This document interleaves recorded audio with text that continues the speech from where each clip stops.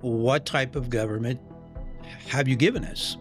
So he responded with that by saying, a republic, madam, if you can keep it. People would say, well, what is the difference? We can use them interchangeably. And, democracy means republic. Republic sounds a lot like democracy. How do you differentiate between the two, and why is it important? Taken to its ultimate conclusion, a democracy is dangerous. As a matter of fact, I would submit a democracy is lethally dangerous. The Constitution limits governmental powers. We need to ask ourselves a question would we want a democracy now, or would we want a republic with a constitution to protect my individual right? Our Constitution has given our country stability for almost 250 years. Democracy pulls the trigger to assassinate what it doesn't like. Hey, it's good to get back together with you for us to discuss again about issues that affect our family, our faith, and our freedom.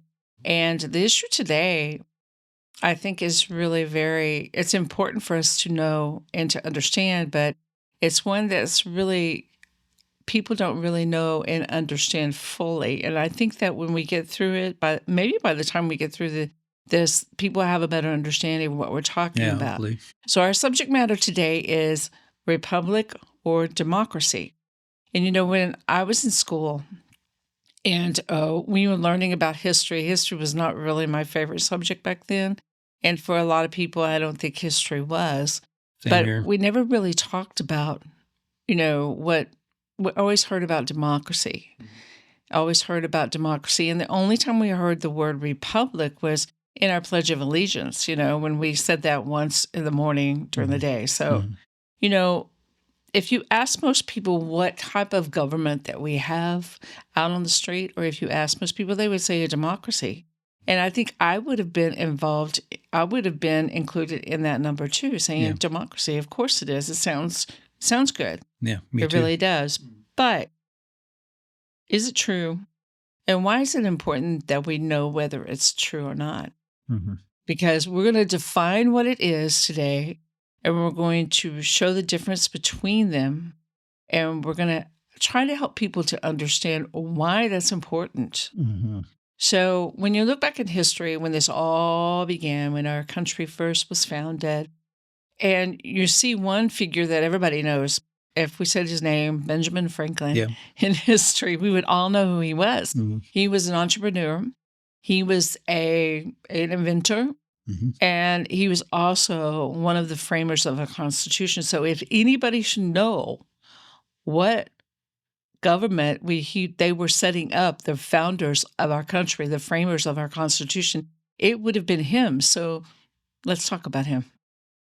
So in 1787, he was leaving the Constitutional Convention, and he was met by Miss Powell, and she was a prominent Philadelphia woman. As a matter of fact, she was the wife of the mayor of Philadelphia, I believe it was. But anyway, so she met him coming out, and she asked him, what type of government have you given us? So he responded with that by saying, a republic, madam, if you can keep it. Now, I think I kind of want to zero in on those last few words that he said, because it's very important. It kind of sets the framework of what we're talking about today and why we're doing what we're doing today. If you can keep it, if you can keep it. So number one is, we know from our founding father, Benjamin Franklin, our national identity. We know that we are a republic because he said so. We are a republic. We're not a democracy. We have never been a democracy. We have always been a constitutional republic.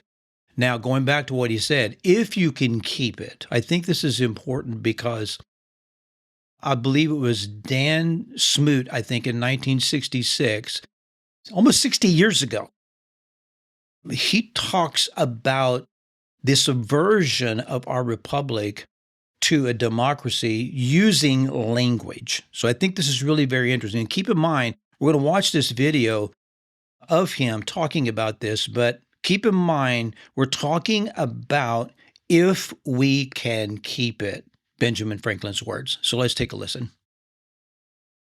A constitutional republic, not a democracy. The ideal of a democracy is universal equality. The ideal of a constitutional republic is individual liberty. A democracy always degenerates into dictatorship, which promises government-guaranteed equality and security, but it delivers nothing but poverty and serfdom for the people it robs and rules. America was founded as a constitutional republic to safeguard the liberties of the people against the tyranny of democracy or of one-man dictatorship. In this century, great strides have been made toward the goal of subverting our republic into a democracy. The foremost tactic of the subverters is subversion of language. By calling America a democracy until people thoughtlessly accept and use the term, the totalitarians have obscured the real meaning of our principles of government.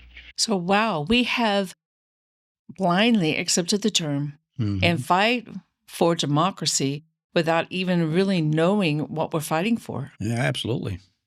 And that's kind of crazy, right? That is crazy. Yeah. So let's define what republic is. And I'll start off with that. Republic is a Latin word, but it means rule of law. Mm-hmm. And in a republic, the government is run by elected representatives under a system that is bound by the rule of law. And in our country, that is the Constitution. Mm-hmm. And what we say, the Constitution is king. Mm-hmm. So the majority cannot overrule the Constitution. Mm-hmm. And it has to abide by those guidelines that the Constitution brings to us. Yes. So yes. What would a democracy be? So a democracy is, instead of the rule of law, it's rule of men. It's rule of majority. We've often heard it termed as mob rule. And I want to add to that a democracy is incompatible with our Constitution. And here's the reason why. Because in a democracy, the laws are decided by the majority. And because they're decided by the majority, laws tend to shift with the winds of popular opinion. So it's constantly shifting. So given that, taken to its ultimate conclusion, a democracy is dangerous. As a matter of fact, I would submit a democracy is lethally dangerous. Let's use an example of history from that, to support what I'm saying. Socrates, he was found by the majority to be guilty and handed a death sentence because his ideas, and think about that, his ideas, in other words, his speech and how it impacted this society, his ideas were found to be subversive to the youth of Athens. So he was permanently eliminated, removed from society. That's why I'm saying democracy is lethally dangerous. It's a very dangerous idea. Now, some people will say, well, what about a representative democracy? That sounds good. It sounds good on the surface, doesn't it? It But I does. would submit this, if we're still talking about democracy, if I'm understanding that right, if we're talking about still a democracy, it's equally dangerous. And why is that? Because it hasn't changed. It's still mob rule, but now it's mob rule through representation. And we're going to talk about this in a few minutes, but our electoral college could be a good example of what we're talking about here. But we'll get back to that in a few minutes. There are key differences. There's several key differences. One of them is decision making. Okay. And why is that important? Well, we want to stay within the framework of what our laws are. That's what we do. And that's what a republic does. The laws have to comply with the Constitution. Mm-hmm. Mm-hmm. And individual rights, and it ensures that minority rights are not overruled or subjected to what the majority wants. Mm-hmm. It's individualized. If you look at the Constitution talks about individual rights. It doesn't talk about majority rights. That's right. It talks about individual rights. When it points out, that a citizen has a right to, that's what it's all individual. And it helps it helps them to govern in the right way, the way that our framers and our founding fathers had wanted this country to be ruled by. So a democracy is very different in their decision making. Right.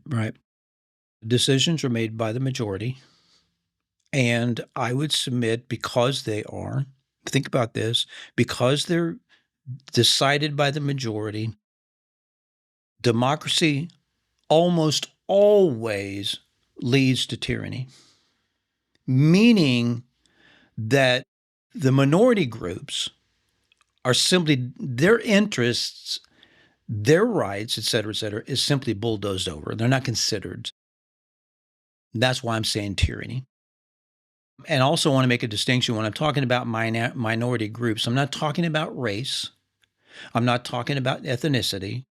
What I'm specifically talking about, going back to Socrates, I'm talking about ideology.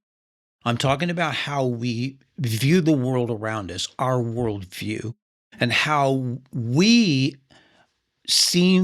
are interpreted by the majority to be impacting the community around us. So that's what I'm meaning when I'm saying majority, rather than minority groups. So again, in decision-making, the decisions are made by the majority, and that majority leads to tyranny. Also, not just decision-making, but also our protection of our rights. So in a republic, the Constitution limits governmental powers on how they can govern the people and protects individual rights, and it ensures that all citizens will be treated equally under the law. And that safeguards us as American citizens. When we have that document that is being upheld, and a lot of people don't really know what is in the Constitution. They've never read it. That's right. They've never studied it. They've never taken a civics class to understand it. And I think that more people need to read it, and they need to understand it. I know I need to. And so it's important for us to understand that a republic that was set up, it protects us as individuals from a majority rule and from a mob rule. I would say people in of our age group, because I was born in 19, none of your business. but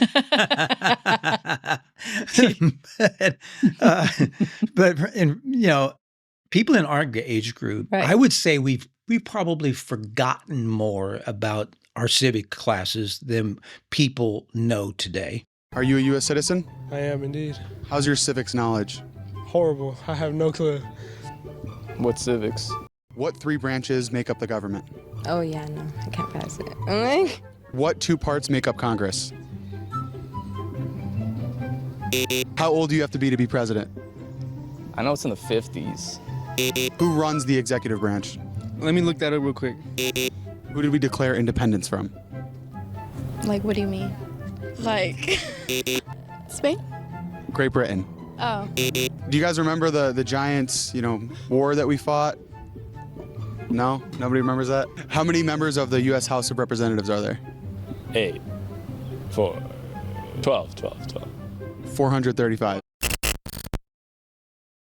Civics is extremely important, all the more so now, for us to go through civics classes and understand basic civics, but we don't. So many of us are not taught that today, And don't you want we're to ignorant. We walk in ignorance in that area.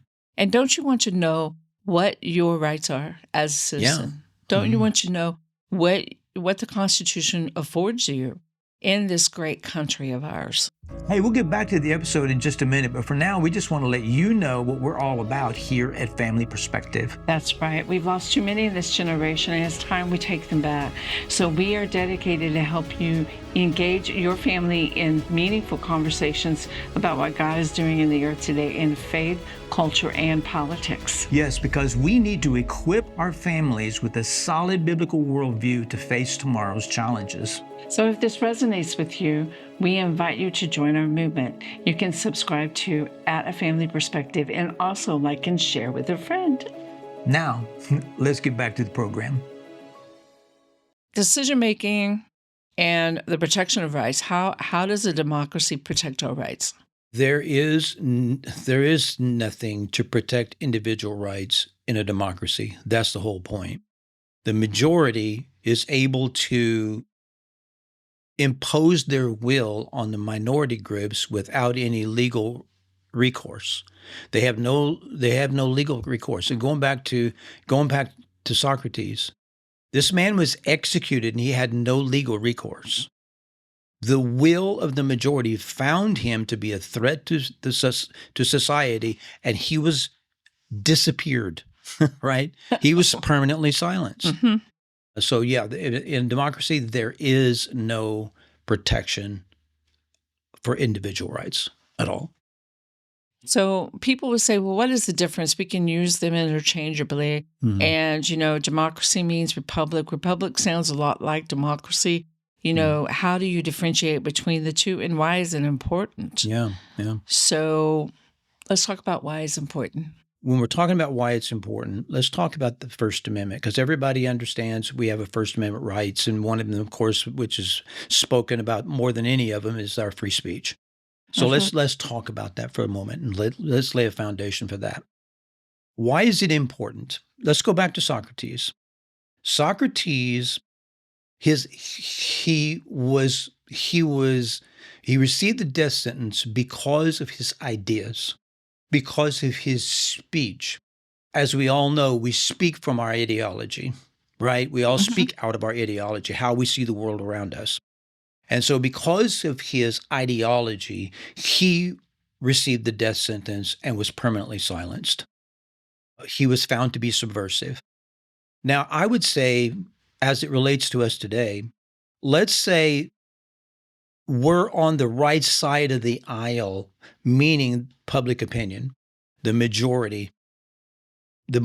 We're what we think, our values are aligned with that today. Well, it's going to be well and good for us. We're not going to have any issues with that because we're well accepted. We have a free voice to speak, a free platform to speak. But let's say, because we were saying earlier, because democracy is decided by a majority and the majority shifts, the laws of that majority shifts with the winds of change, with the winds of popular opinion in society. Let's say now that our worldview is not popular now. The winds have shifted. Changes have come. The majority now represents something on the opposite aisle of where we are. Now, we need to ask ourselves a question: would we want a democracy now, or would we want a republic with a constitution to protect my individual right? Well, obviously, anybody with any sense about them would say, I want my rights protected, right? I don't want to wind up like Socrates, right? Right. So I would say this. It's easy to say I want a democracy, especially when we don't know what it is, and that's the big problem that we have in our society today. Is we herald democracy everywhere, but yet we don't really understand what we're saying, and we don't really understand what we're identifying with. Mm-hmm. But I would say this. I would say, consider your ideology and how you see your world and how you want to speak. And these kinds of freedoms that you enjoy today, and consider the fact that if you want a democracy, you will not always be in the right position. You will not always be accepted and given a platform. As a matter of fact, you might find yourself with the death sentence. You might find yourself one day behind bars for life. These things can change with the winds of change. I would say today, and I want to make a statement I want everybody to hear. Democracy pulls the trigger to assassinate what it doesn't like. Let me say that again. Democracy pulls the trigger to assassinate what it doesn't like.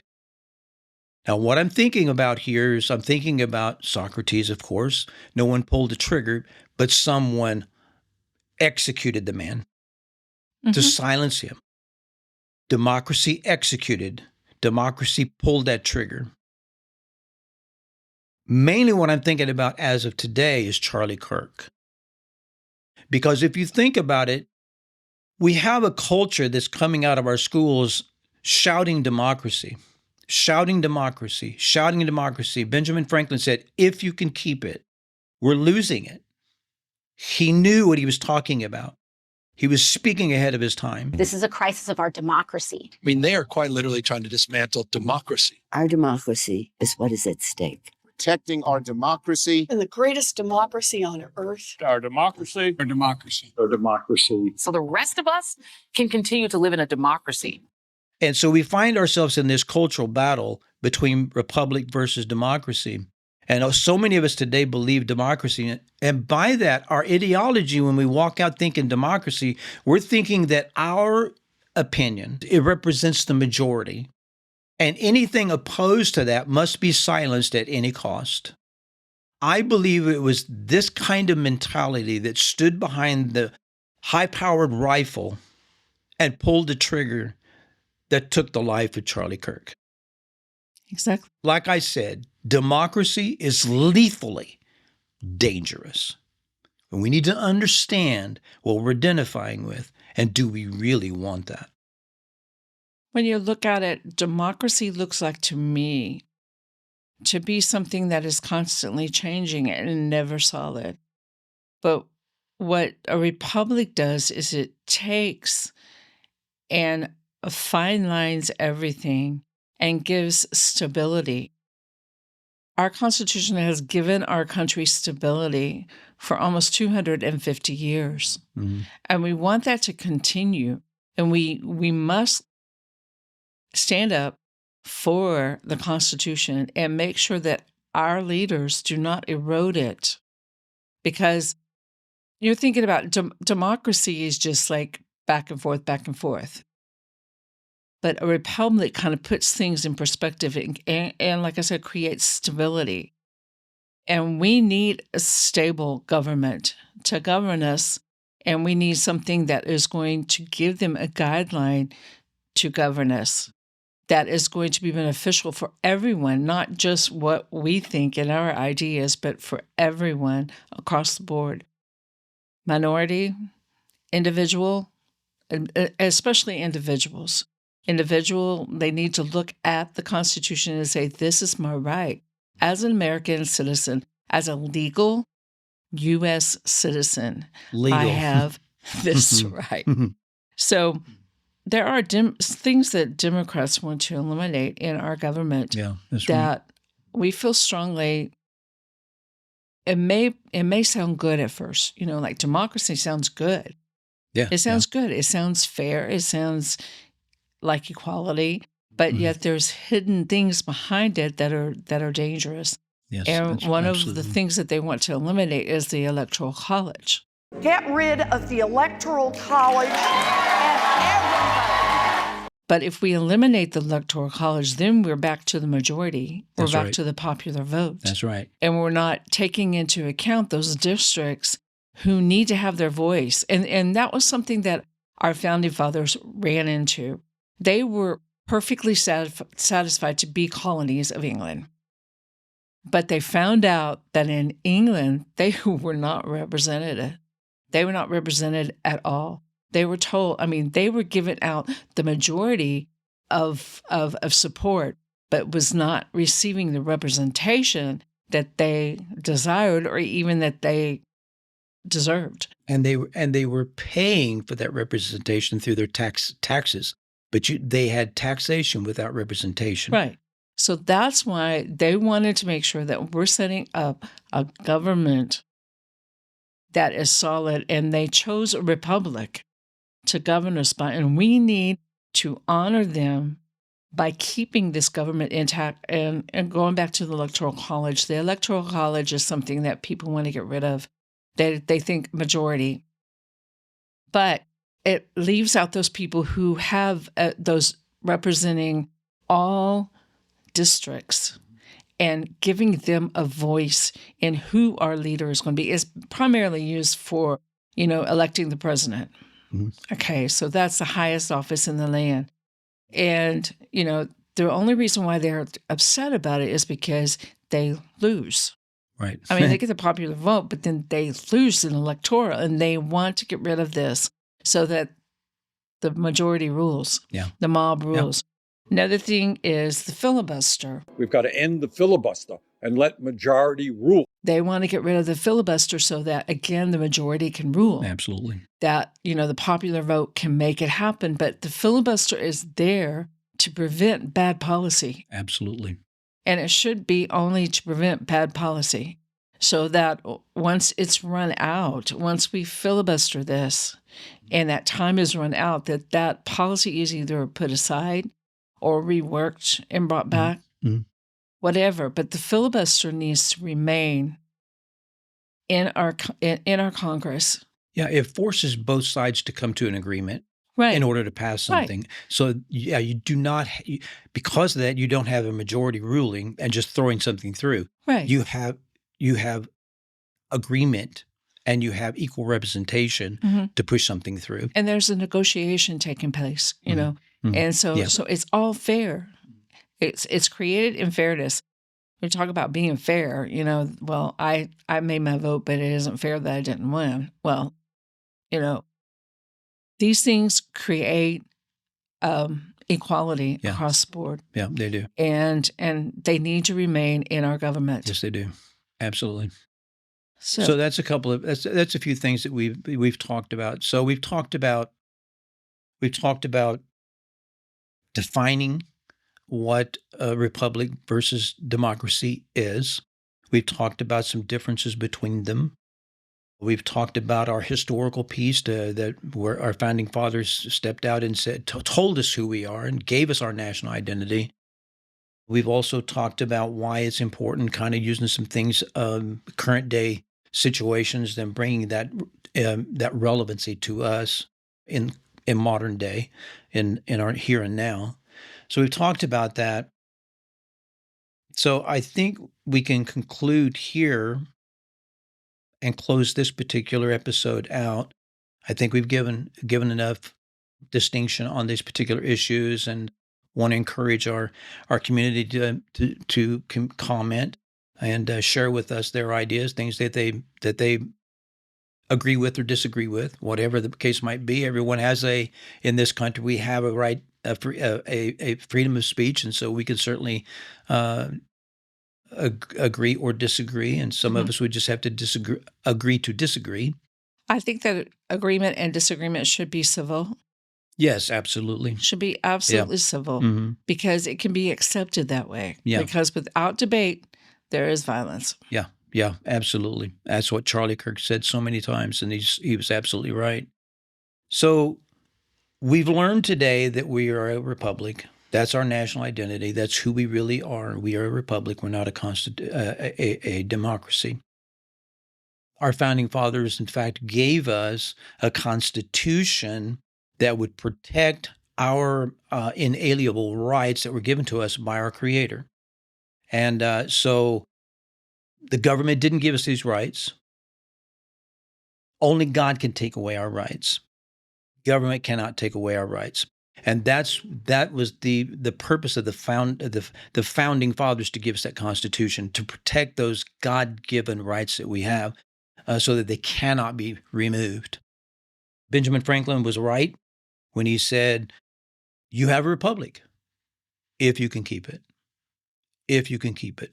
So I think what we need to say as kind of ending this episode is we want to just challenge everyone in our community to make sure that they understand what democracy is, what republic is, who are they, and what they value, and also that each one of us as individuals, we are called by God to protect and preserve the Constitution that was given to us. We believe that document to be inspired by God, not equally with the Word of God, of course not, but the men who founded this nation, all of them had some kind of Christian foundation in their life, some kind of Christian influence in their life.